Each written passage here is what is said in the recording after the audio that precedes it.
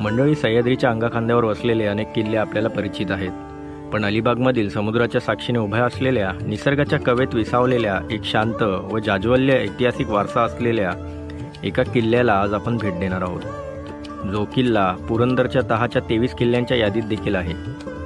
असा हा किल्ला म्हणजे सागरगड। सह्याद्रीच्या प्रत्येक दगडात एक कथा आहे, एक इतिहास आहे।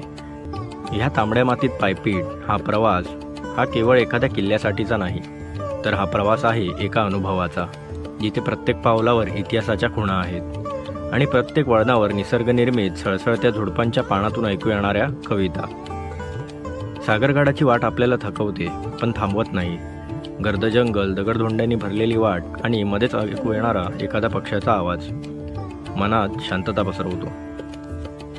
किल्ल्याच्या वाटेत दिसणाऱ्या सिद्धेश्वर धबधब्याला पाहिलं की वाटतं, काळ कितीही पुढे गेला तरी त्याला निसर्गाच्या सौंदर्याला कृत्रिमरित्या देखील उभं करणं कधीच शक्य नाहीये।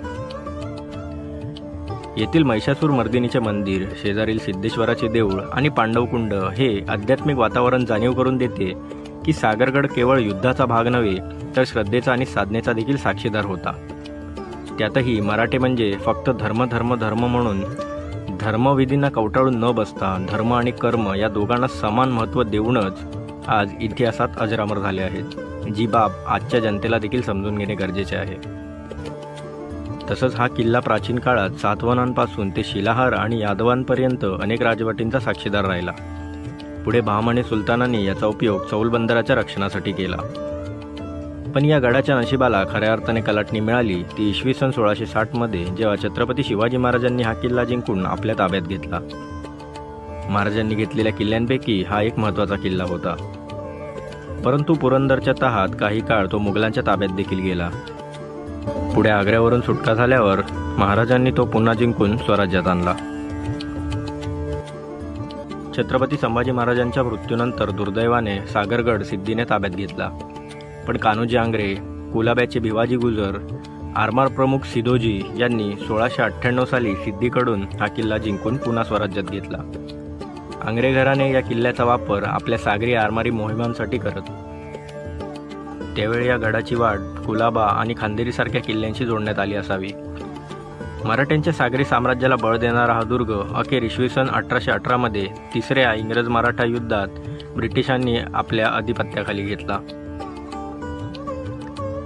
वर पोचल्यावर ज्या क्षणी डोळ्यासमोर अलिबागचा हिरवागार पट्टा दिसला, त्या क्षणी वाटलं की खऱ्या अर्थाने प्रवास पूर्ण झाला।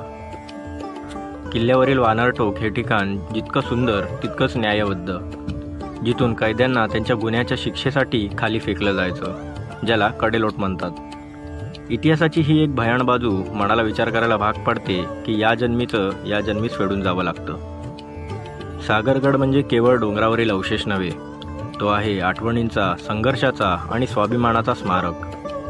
मराठ्यांच्या बलिदानाने पावन झालेले हे स्थान आजही आपल्या अंगावर शिरशिरे आणतं। कधीही गड चढताना नुसतं ट्रेकिंग म्हणून जाऊ नका।